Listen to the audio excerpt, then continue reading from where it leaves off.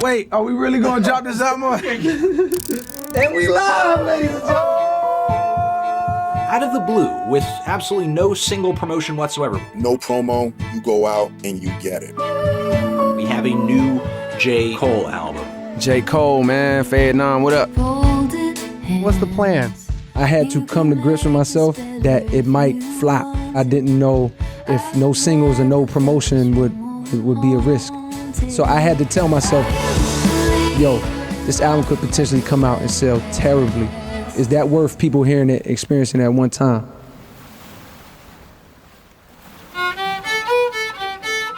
Munich, Germany, 2013. On a tour bus looking at the calendar, J. Cole came up with the concept of his upcoming album.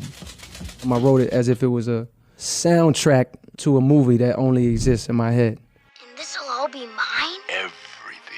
If you listen to the Lion King soundtrack right now and you've never seen the movie, you could pretty much follow what's happening in the movie from the songs. The plot of that movie is real simple to sum up.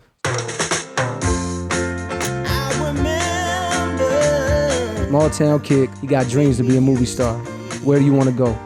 Hollywood. We'll be back after these messages. J. Cole wants to be an actor, wants to be a movie star. But when he gets there, he realizes, yo, this shit ain't as easy as I thought. I gotta get the fuck out of this place. He could either lose it, slip, and just become one of them, just satisfied with that life, lost. But he catches himself, and he learns, nah, this ain't real. There's something better. It's something better, this ain't real. And that something better was right where the fuck I just came Like from. the Lion King. 2014 Forest Hills Drive. We moved into Forest Hills Drive, which was like, you know, that shit was a mansion to me. Green grass, you know, trees, nice driveway, there's a carport. You started rapping in that house? I fell in love with the art of rapping in that house. I was 12 years old. I had a cousin from Louisiana, and he came up to North Carolina for the summer. He used to freestyle a little bit, and he was really just joking around. Like, you know, he wasn't serious about it, but I thought he was serious. I was like, oh man, that's dope. Like, teach me how to do it. That's when I really started to get serious with it.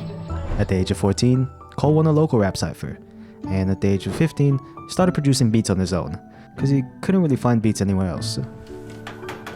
Graduation came, and it was time to pick a university for Cole. I'm not gonna do it from here. From Fayetteville, North Carolina, like it can't happen. Nobody's looking here. Let me go to where it's at. So that's why I came to New York. That's why I picked St. John's.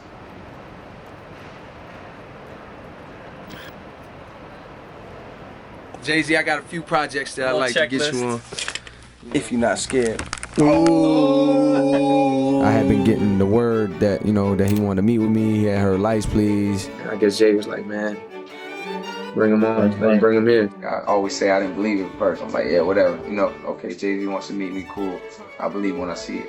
And then one day, you know, I got a call. He was like, yo, today's the day, Jay want to meet you. So I left my job. I ran to the city, man. When the meet was over, the vibe was so good that I had a pretty good feeling. Like, he didn't even say anything. He was just like, yo, you know, it was just one of those, he left it hanging. But I had the feeling, whether I knew it or not, I had a feeling that that's what it was gonna be. Yo, this is J. Cole. J. Cole. J. Cole in here, signed by Jay-Z to Rock Nation. I got a mixtape coming out. If you see something called J. Cole, The Warm Up, please check it out, download it. It'll be out in about a month. I think the warm-up, I just really wanted to show like, yo, I could put together from top to bottom, I could put together album quality, you know, project sequencing-wise and story-wise, and it's flowing. Finished, but I'm praying in advance. I wasn't posturing like I'm some rich baller, some super gangster. I was really just like, yo, I'm just living in the world as a 23-year-old black man, you know what I mean? I just feel like that's why people love it even to this day and why it connected with so many people, because it's so, they felt it, they were living that too. About to go on stage and kill it, you know, packed house, we did our thing. The fans, the bright lights, the fame, it was all slowly facing towards the new man on the block, J. Cole. What's the plan now, Cole? The plan, finish up this album, make sure that it's classic, make sure it's perfect. I'm almost done. Look for that album, man, this fall. You know what I'm saying? It sounded crazy. The plan now, release this next single and blow up. Where's the album?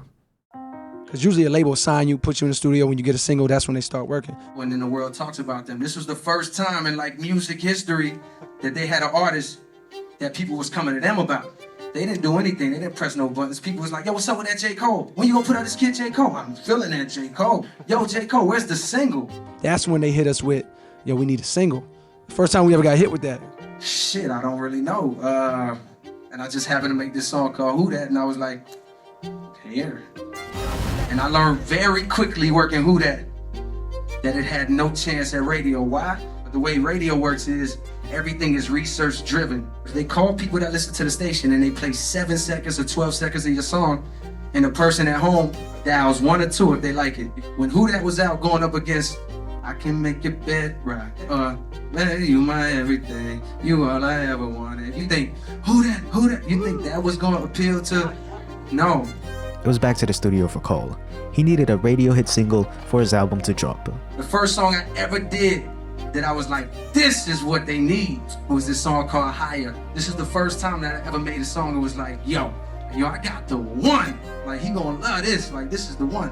And I went to see him the next day, and I pressed play on the song, and I had my arms folded. I was trying to do my best confidence look, looking at him like, yeah, nigga.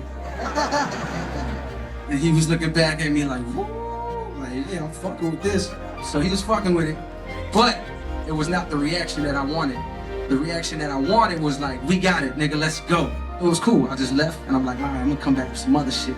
I did this song called Blow Up, and I was like, yo, this is it. He was like, oh. Then he took off his headphones and he was like, he took off one headphone and he was like, I think you got it. Oh, shit. Yo, we good. Like, yo, I told y'all niggas this was the one, right? I get a text the next day from Jay-Z and it's like, yo, I think the record's a 9.5. I think you got a 10. I was like, oh, nigga, come on, man. You can't be fucking serious. After the warm-up, we spent the next 1.5 years working on the album and not getting a date. So then it got to the point where we was like, we can't just sit there and not put music out. Friday Night Lights drops, mind you, while J. Cole is on tour. This era of mixtape Cole was a wave. The shows sold out, the fans roaring, the music spreading across the country like wildfire. He was speaking for me, I guess you can say that. He was saying things that I could relate to. Someone who can actually rap, finally. Too deep for the intro, it's crazy. I think it's like really talented. If they don't know your dreams, then they can't shoot them down. I don't have a single, and the next 6 months of my life was like literally hell. Yeah. Throughout all of that, towards the end of all that, there was a diamond in the rough. There was like a shining moment for me. One night I was in this hotel room. Oh shit, did I just hear that nigga go, do, do, do, do, do, do. Oh shit, no, I already know what I'm gonna do. Ran, grabbed my laptop, looped it up, made a rough version of the beat right there. And by the time I got back to New York, a few days later, I had workout. I knew from driving around to these radio stations, this was it. I beat the game. I knew that this wasn't gonna be a record that was gonna like instantly blow up like a Drake joint that just go straight to the top of the charts, but I knew it was gonna be a slow burner. After a long wait, Cole's debut studio album had finally been released. Cole had set high standards for himself.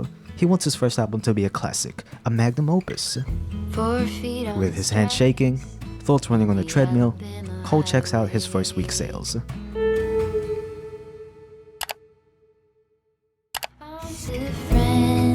Thank you very much to everybody. Number one album in the country. Cannot believe it. I promise you the next one. Let's get it.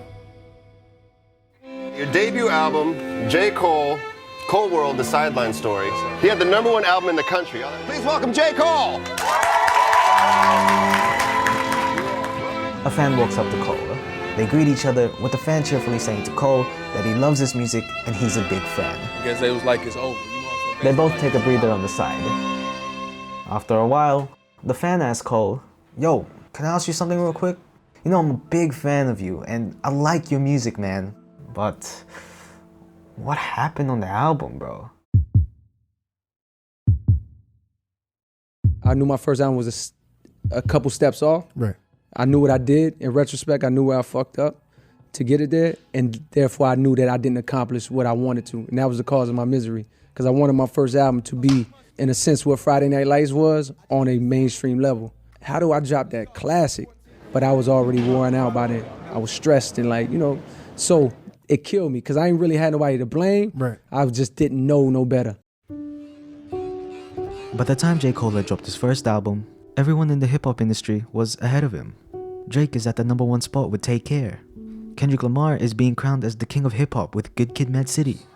Nigga, you got the torch, nigga. You better run with that. Cole was almost being left behind. There's a mentality that I had that was never shaken, and it was quiet. It wasn't outspoken, it was quiet, it was all in here. And now I'm dealing with a mind state that I never had to deal with before, which is like fighting all these negative thoughts. Self-confidence kind of shattered. For me, it was like, oh, the Grammys, they not fucking with the such and such magazine, or this, boom, boom, boom. Why I'm not up here? You know what I mean? This is quietly what was happening in my mind. On paper, if I would have showed the 14-year-old version of me what I had accomplished, if I could go back in time and be like, bro, look what you just did. The 14-year-old version of me would be like, what? Like, I knew it, you know what I mean? But the actual, you know, at that time, 28-year-old version or 29-year-old version was not feeling like, was not feeling good, you know what I mean? It was not feeling, it wasn't enough appreciation and recognition of what I was actually doing. It was too much emphasis and focus on where I wasn't yet. And that hadn't been me up until that point. So I had set rules for myself. One was like, bro, you can't go on social media no more. Number two, when you're creating, you gotta create from a pure place only.